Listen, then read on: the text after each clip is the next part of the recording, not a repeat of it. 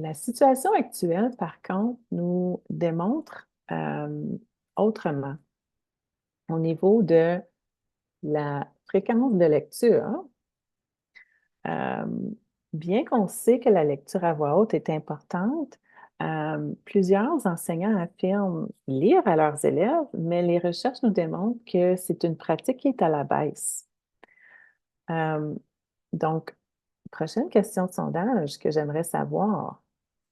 D'après vous, combien d'enseignants affirment lire à leurs élèves au cycle primaire? Donc, quand on parle du cycle primaire, on parle de, on va rentrer maternelle jardin là-dedans, là, mais maternelle jardin jusqu'à la troisième année. Combien d'enseignants, pensez-vous, affirment lire à leurs élèves au cycle primaire? Entre 75 et 100 des enseignants, entre 50 et 75 entre 25 et 50 ou moins de 25 Donc, ici, on a répondu entre 75 et 100 Si vous avez vu maintenant, il y a deux autres questions. Les mêmes choix de réponse, mais combien d'enseignants affirment lire à leurs élèves au cycle moyen?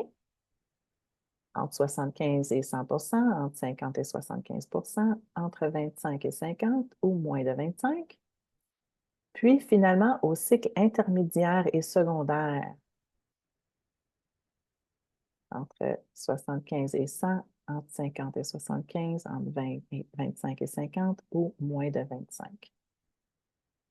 Donc, je vais arrêter et partager les résultats. Donc, en réalité, je pense que vous voyez quand même une certaine tendance dans les choix de réponse. Et donc, en réalité, au cycle primaire, et ça, c'est des sondages scolastiques encore, donc c'est pas coulé dans le béton ni fondé nécessairement dans la recherche pure, mais c'est quand même intéressant à regarder comme résultat. Au cycle primaire, on a tendance à avoir environ 61 des enseignants qui vont lire à leurs élèves, donc au cycle primaire. Au cycle moyen, ça tombe à 27 des enseignants qui ont tendance à lire à leurs élèves. Et puis au secondaire, seulement 7 des enseignants ont tendance à lire à leurs élèves. Ce qui est vraiment malheureux parce qu'on manque tellement une opportunité de soutenir nos élèves, puis de leur permettre de lire des textes tellement riches et de discuter autour de ces textes-là. Donc, j'ai trouvé quand même très intéressant.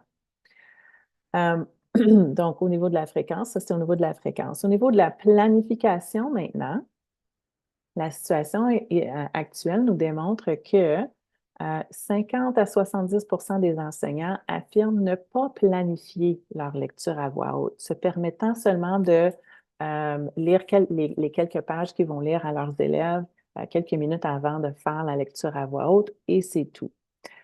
Ce qui est un peu malheureux parce que lorsque la lecture à voix haute n'est pas planifiée, les questions qu'on a tendance à poser vont se tenir à des questions de discussion de surface qui sont peu profondes et qui ne vont pas aller chercher des détails implicites.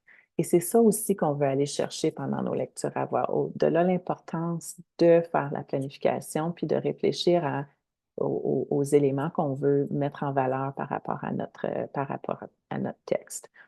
Euh, et le dernier élément, euh, au niveau de la situation actuelle, c'est le choix des textes qu'on a tendance à lire à nos élèves. Donc, encore une fois, il y a des recherches qui ont été faites à ce niveau-là par Smith, Young et Yatic en 2022, qui ont démontré que les choix de textes que les enseignants vont souvent choisir pour faire la lecture à voix haute, ça va être des textes narratifs, premièrement, et ça va être des textes qui sont familiers et qui ont généralement 25 ans ou plus. Puis je comprends, souvent quand on trouve un album, puis on l'aime, puis qu'on sait qu'il est bon, on veut toujours le réutiliser dans notre salle de classe, puis il n'y a rien de mal avec ça.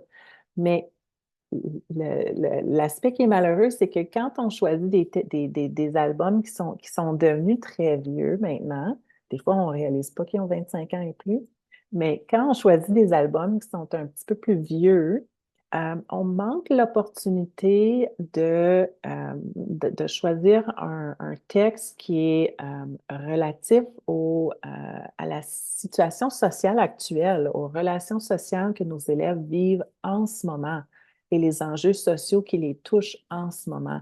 Donc, c'est plus difficile pour eux de faire des liens avec les personnages ou avec la situation. Alors, peut-être trouver des albums, on peut garder nos albums qu'on aime beaucoup, mais aussi réfléchir à trouver des albums d'enjeux sociaux actuels aussi. Oui, merci, Hayley, tellement de soutien pour nos élèves à l'intérieur d'albums, absolument. Et donc, je reviens rapidement à mon modèle de littératie structurée pour réitérer l'importance vraiment de planifier ce moment de lecture à voix haute avec à nos élèves.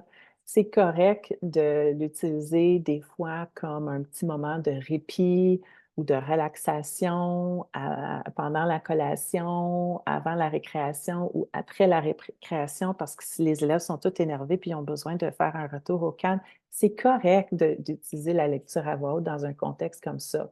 Cependant, il faut aussi voir la lecture à voix haute dans le fait que ça a le potentiel d'être bien plus que ça. C'est ce que j'essaie de faire comprendre avec l'atelier aujourd'hui. Donc, il s'agit de planifier la lecture à voix haute afin de ne pas manquer toutes ces occasions-là de développer ses habiletés en profondeur. Puis la lecture à voix haute peut être un tremplin vers tous ces apprentissages, phonologie, orthographe, morphologie, syntaxe-là, ou même un moyen d'aller consolider ces apprentissages-là.